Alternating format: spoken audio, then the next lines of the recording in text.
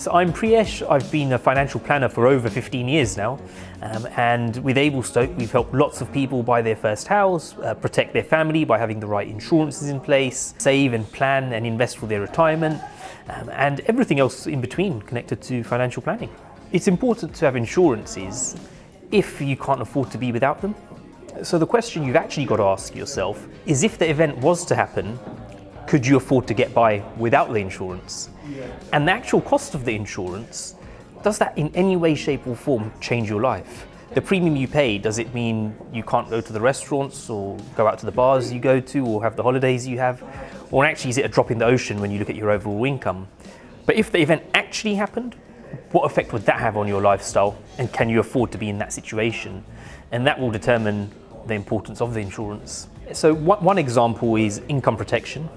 Income protection is an insurance whereby if you're sick and you're unable to go to work, the insurance company continues to pay you some form of income until you can either return to work or until the end of the term of the policy.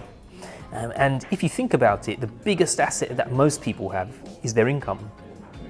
So if you look at what your annual income is and you multiply that by the number of years you have left of your career, what most people will find is that it's a 6-digit number. If your annual salary is 50,000, times that by 20 years remaining of your career, that's £1 million. And then what you've got to think is, do you have any asset as big as any one single asset that's as big and precious as your income? And if the answer is no, then wouldn't it be a sensible idea to protect that asset, bearing in mind that all of your future planning is 100% dependent on you having an income? Well, another very common insurance that most people tend to take out is something called death or earlier critical illness cover. And the purpose of that is really to receive a lump sum of money that you couldn't have possibly saved in the event of suffering a cancer, heart attack, stroke, or any one of those type of critical illnesses, which, we've all had friends or family or know of people who have suffered from those types of illnesses. And so really that's a very common insurance that people tend to have to protect themselves from it. Because what most people tend to realize is you spend a lot of time saving money and a lot of effort saving money from your annual and monthly income, and you're investing that money to build up a pot of cash in the future. But if something was to happen tomorrow, it hinders your ability not just to save, but actually how long does it take you to build up that capital? Whereas if the insurance company was to deliver you that capital in one go, all of the things you're planning to do in the future, all of a sudden you can do immediately. In addition to that, you may already have certain assets and provisions in place.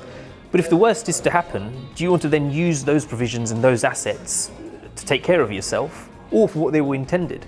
And by paying a small premium into a policy, all of a sudden you've got a lump sum of money from the insurance company, and therefore you don't have to tap into your savings or your investments.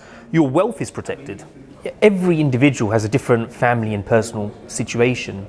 And therefore you really have to have provisions in place that are bespoke for you. And making sure you have those provisions in place ensures that you've got strong foundations to plan for the rest of your future.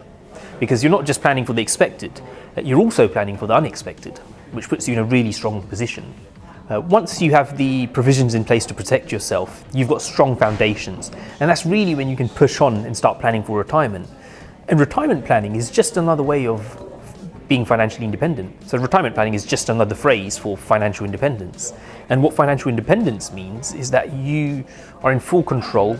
You've got a passive stream of income coming in from your investments. And therefore, if you're working, it's purely out of passion, not out of any necessity to pay any form of bills. And that's when you're financially free.